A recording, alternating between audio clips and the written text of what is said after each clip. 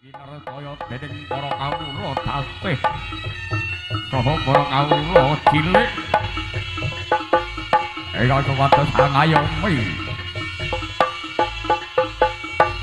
wong kang nandhang kecing kerangan awit duweni watak berbudi bawa laksana kuwi wicaksana raja kang gagah perkasa bodoh. Hei ho ho. Demen hei. Sadaji.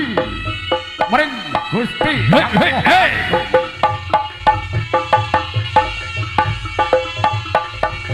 Dene bakal hawontenaken sadaji memuji dhateng arsaning Gusti kang purba mati. Ngarake hei ho. Hei hei.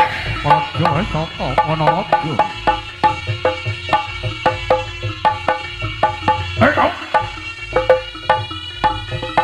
Prabu Glana Dewandana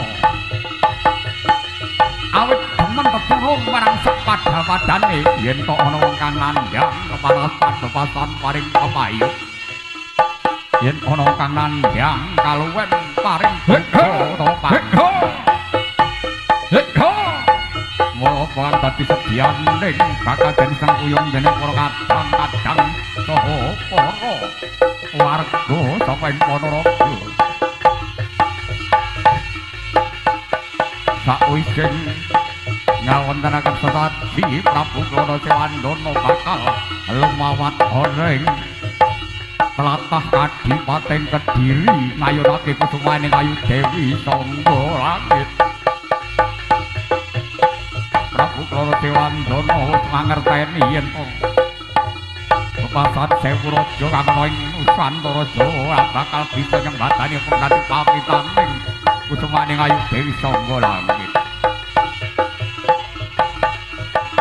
Prabu Glana Dewandana bisa nyembatani pikantuk wangsiting dewa.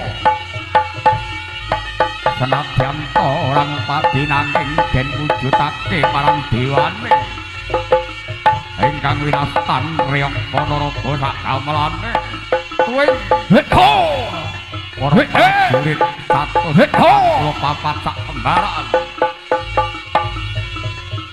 lumawat ana ing Kadipaten Kediri nyusup anglewati sak lebeting bumi.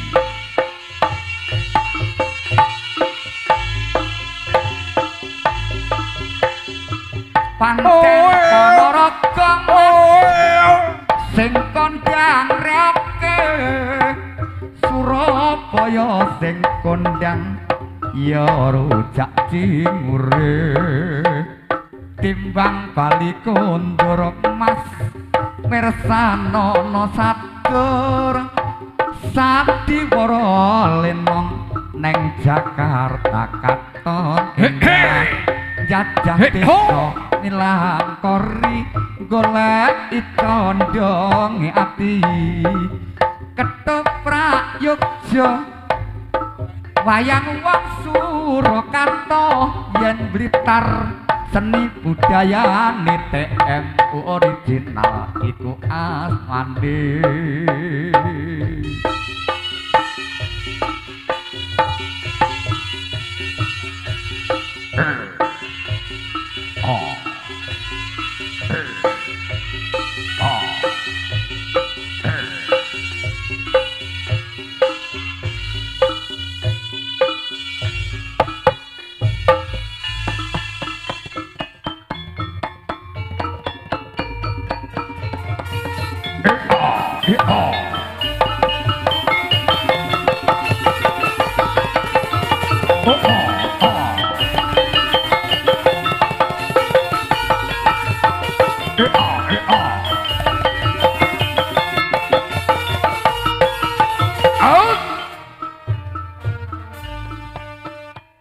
Bismillahirrahmanirrahim. Assalamualaikum warahmatullahi wabarakatuh. Kanthi ridane Gusti kang merbeng dumadi inggih Gusti Ilahi. Prabu Klana Sewandana sakmeneripun tansah meminta mugi kita tansah pinayungan karayon sarta pikantuk kabagas sarasa kabejan kamuli.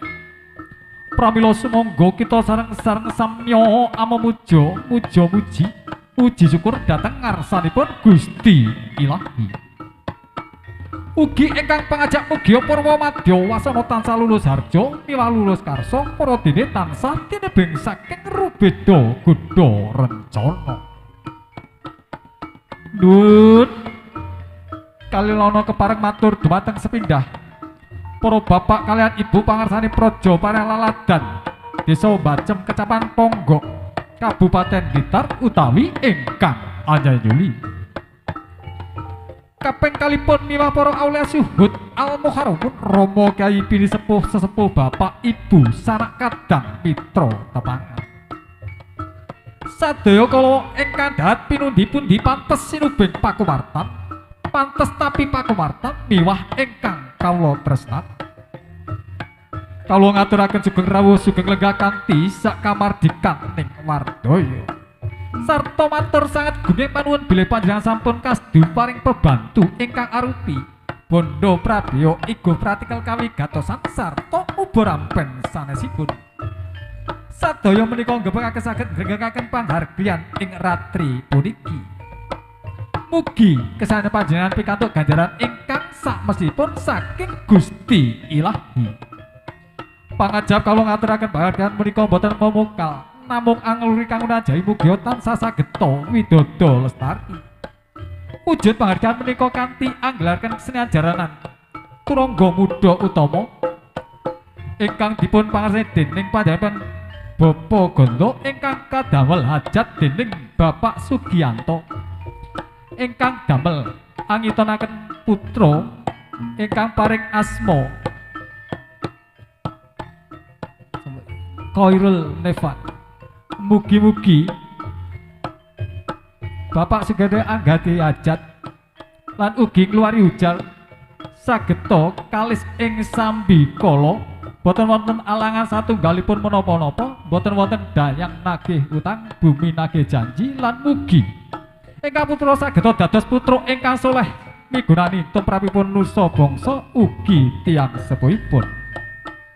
Sedaya kala anggenipun meminta tansah nyuwun idi sapandonganipun para bapak tuwun ibu ugi sedaya pamirsa ingkang sampun rawuh ing dalu menika.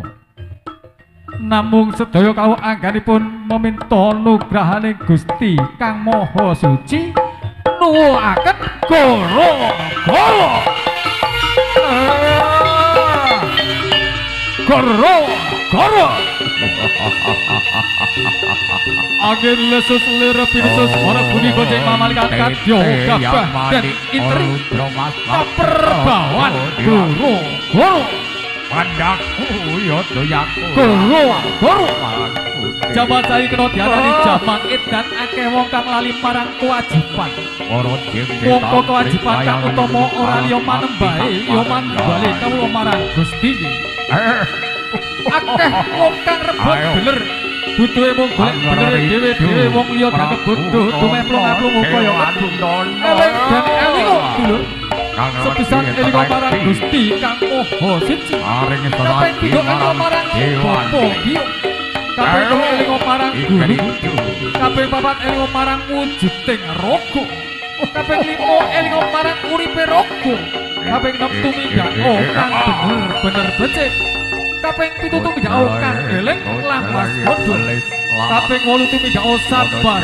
ning eling kaping 9 tumindak aja gawe gelaning liyan kaping 10 tumindak kang gawe amal dharma bakti istana dawuh Gusti Kang Maha Suci jaman wis tuwa sak bejo-bejane wong kang isi bejo wong kang eling lan waspada mula aja nganti kagodha jen cetan prayangan ilulu banaspati plek-plek balung plek tok-tok lepah padha anggoda murake cipta kedake rasa negare temangan mula ayo padha sing nasiti lan ati-ati murid bisa kasebadan sedayane rahayu uripe rahayu lakune aja nganti kena perbawane goro sirupe kang goro-goro serang mijesni budaya Trangga Muda utawa kanthi sesanti Suradina Jayaningrat lebur dening Pastuti.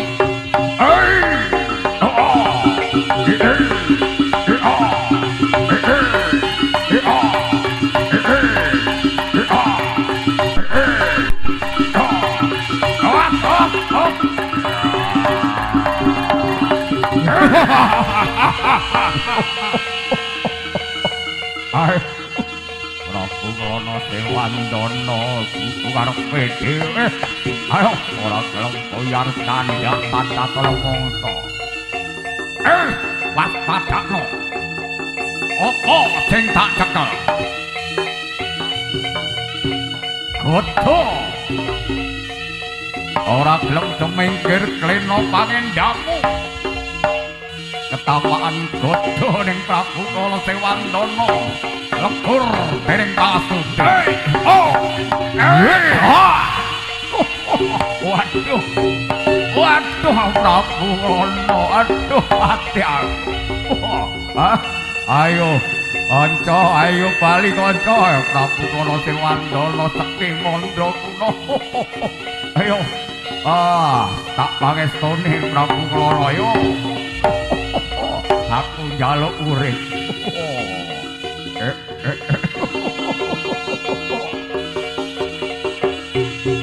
Oh.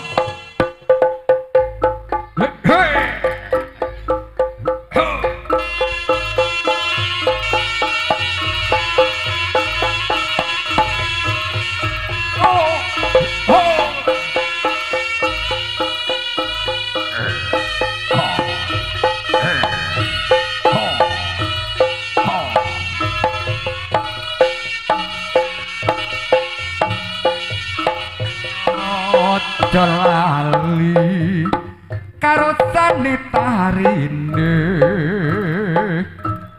kudoke pangtemku original asmane dusun kebon padepokane kelurahan Blitar kabupatene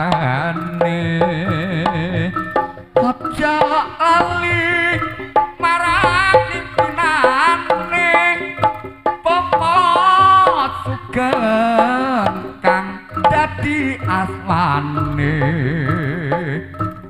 mula ayo melok nglestarekake bangun seni lan kabudayane.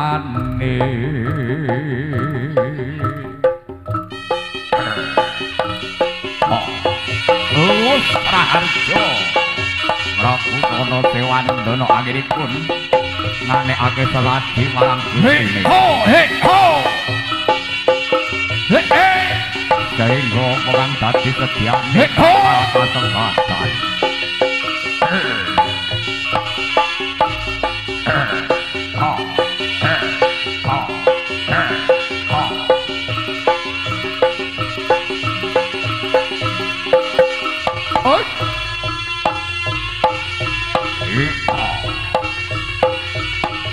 Hey!